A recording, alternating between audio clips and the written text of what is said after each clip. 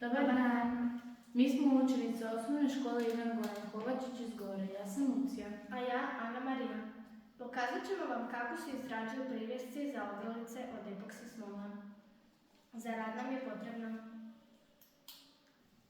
rukavice, silikonski kalupi, epoksi smola, posudice, štapići za miješanje, plastične kapaljke, alkoholni pigment, žuta, roza i zelena, drveni ukrasi, kliješta, metalne kukice.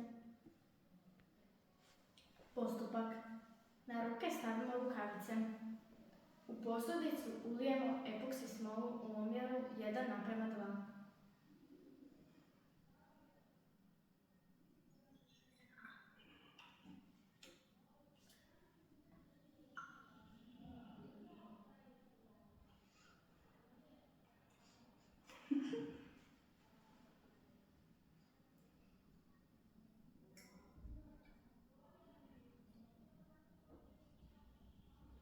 Dobro promiješamo dok mjehuričine nestanu. Miješamo 5 minuta.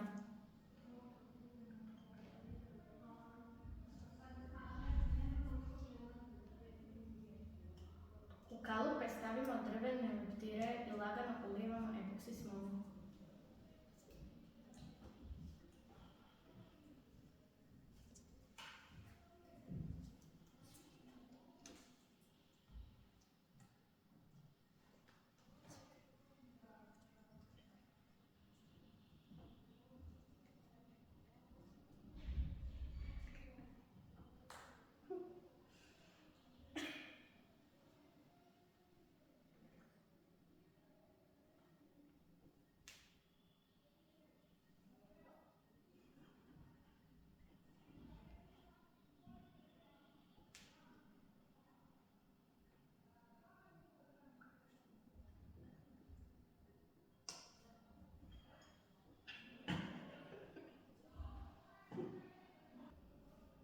Pri kraju kapnemo alkoholni pigment.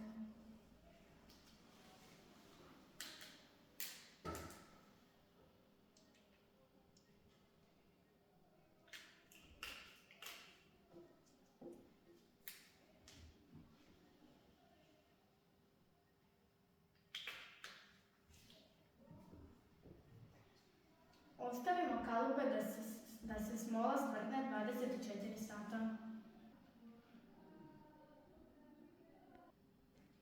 Nakon 24 sata naši su se medaljoni stvrdnuli i spremni su za završnu fazu. Uzet ćemo metalnu alkicu koju ćemo fiksirati na medalje.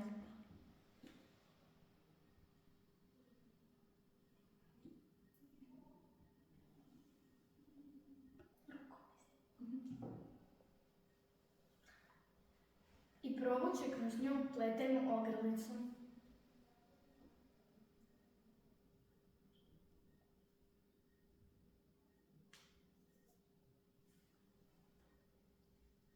Naša ogrlica je gotova i spremna za nošenje.